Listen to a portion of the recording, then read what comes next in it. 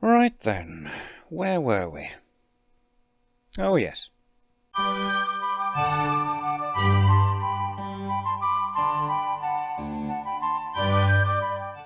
The Hawker Fury is a single-engined fighter of the Royal Air Force. Both marks are Rank 1, Battle Rating 1.0 reserve aircraft.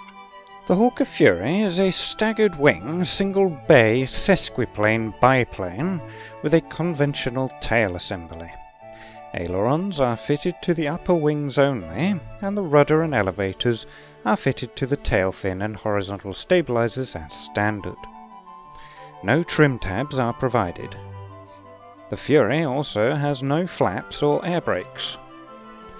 The fuselage is constructed of a steel frame, with the forward section covered in aluminium panels and the rear with linen cloth. The wings are formed of steel spars with wooden ribs and are also covered with cloth. The undercarriage consists of a fixed tail skid assembly. On the Fury Mark II, the main wheels are covered by aerodynamic spats. The Hawker Fury features a crew of one, the pilot, who sits in a centrally mounted open cockpit. Armament consists of a pair of fixed forward-firing 7.7mm or 0.303-inch Vickers machine guns located just in front of the cockpit in the upper engine cowling, and are synchronized to fire through the propeller arc. Each weapon is fed by a 600-round ammunition belt for a total of 1,200 rounds of ammunition. The rate of fire of the Vickers machine gun is 900 rounds per minute, meaning that ammunition will be depleted after 40 seconds of sustained fire. The 1-second burst mass is 0.33 kilograms, which is rather anemic, but not all that surprising, considering that the Fury is such a tiny little biplane. Ammunition choices are as follows: default with tracer, immediate action incendiary, ball omnipurpose, armor piercing, and standard incendiary bullets in a TIAI ball AP-API configuration. Universal belts with tracer, armor piercing, and immediate action incendiary bullets in a TAP-IAI-AP configuration. Tracer belts with tracer and armor piercing bullets in a TTT-AP configuration. And stealth belts with incendiary, armor piercing, and immediate action incendiary bullets in an IAP-AP-APIAI configuration. Personally, I'd highly recommend taking the stealth belts, if you can, as these offer the highest proportion of rounds that will do actual damage. If not, universal works as well.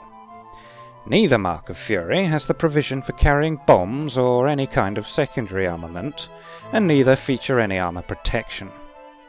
The Hawker Fury Mark I is powered by a Rolls-Royce Kestrel 2S 12-cylinder liquid-cooled inline-V piston engine, delivering 525 horsepower or 391 kilowatts.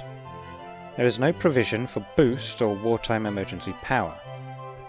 This turns a fixed two-blade wooden propeller, giving the Fury Mark I a top speed of around 175 miles per hour at 10,000 feet, or 282 kilometers per hour at 3,000 meters. The Hawker Fury Mark II, on the other hand, features a Rolls-Royce Kestrel 4 engine, delivering 640 horsepower, or 477 kilowatts, which can be boosted to 698 horsepower, or 520 kilowatts with wartime emergency power, allowing the Fury Mark II to reach a top speed of around 182 miles per hour at 10,000 feet, or 293 kilometers per hour at 3,000 meters, which can be boosted to 189 miles per hour, or 304 kilometers per hour. The engine is, however, rather prone to overheating. Both aircraft should not exceed 250 miles per hour or 400 kilometers per hour in a dive. Additionally, the Rolls-Royce Kestrel features a float carburetor, meaning that the engine may cut out during negative G maneuvers. Interior layout of both aircraft is rather unexciting. The engine is located in the nose, as you'd expect. Immediately behind it is the coolant reservoir, which does feature a very advanced pressurized cooling system, increasing the effectiveness of the coolant. However, this does mean that the coolant will drain more quickly if the radiator is damaged. Behind that are the main fuel tank and reserve fuel tank. I cannot find the fuel capacity of the Fury anywhere. However, when fully fueled, the Mark I can fly for about 1 hour and 10 minutes, while the Mark II, due to its more powerful engine, can only fly for 58 minutes. The fuel tanks are, however, self-sealing, which limits fuel loss if damaged. Beneath the fuel tanks is the oil reservoir, and underneath that is the radiator. Behind the fuel tanks are the primary armaments, and behind those is the cockpit. In terms of cockpit layout, the Hawker Fury is very much a traditional biplane, not all that different from the fighter aircraft of 1918. Nevertheless, I've made my best effort to decipher this instrument panel and control layout. Take what I say with a grain of salt, however, as I'm not a pilot, and so I may misidentify some things. So, here goes. In the centre at the top is the turn and slip indicator. Underneath that to the left is the airspeed indicator, marked in miles per hour. Next to that is the tachometer, which for whatever reason is a tad askew. On the bottom row, starting from the left, you've got chronometer, port magneto switch, altimeter, marked in feet, fuel primer switch, engine starter switch, oil pressure gauge, oil temperature gauge, fuel gauge, starboard magneto switch, and radiator temperature gauge. Hanging underneath that is the manifold pressure indicator, and near that is the pressure gauge for the pilot's oxygen supply, probably. On the left is the throttle lever and fuel mixture control lever. That large wheel looks like it should control trim tabs, but as the Hawker Fury features no such luxuries, this is actually the control for the radiator shutters. On the right are plugs for the pilot's oxygen hose and radio cable, as well as a lever for controlling seat height. In the centre on the floor is the magnetic compass. The control column is in the classic British fashion of a hoop on a stick, and features 2 triggers for the primary armament, one for each gun. The flight stick controls roll and pitch, while yaw is directed by a pair of rudder pedals. The 2 Vickers machine guns jut into the cockpit on either side of the instrument panel. Each one features a prominent charging handle, which means that the pilot can manually clear the guns if a jam should occur.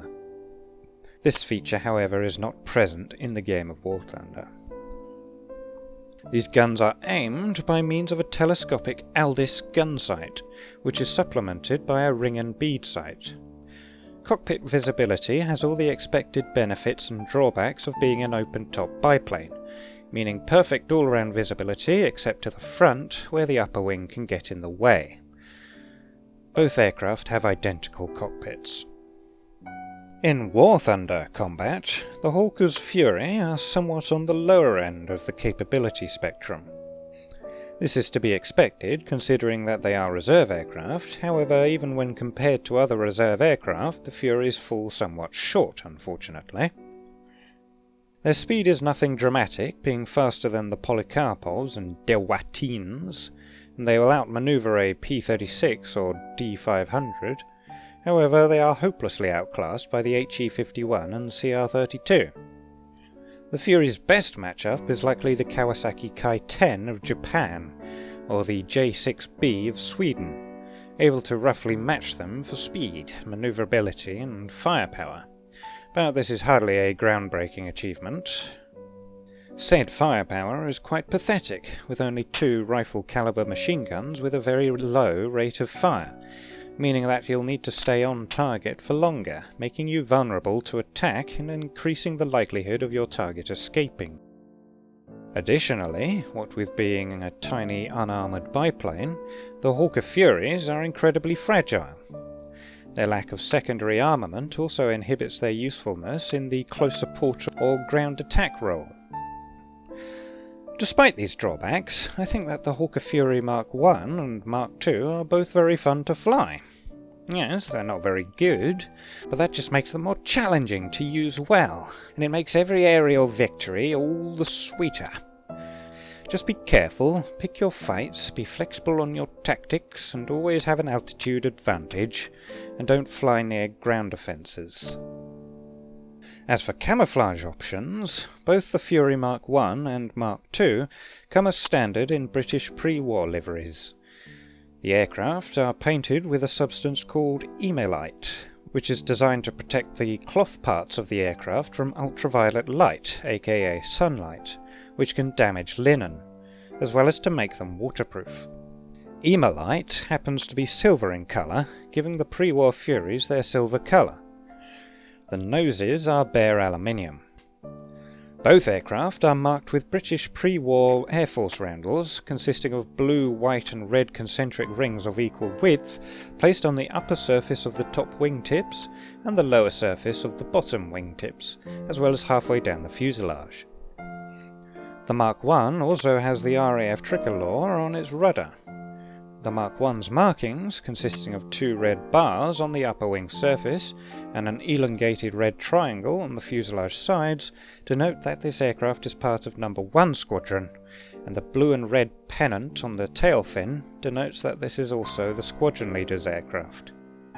The Mark II is mostly unmarked, although the markings on its tail fin denote that it could be a fighter of No. 41 Squadron.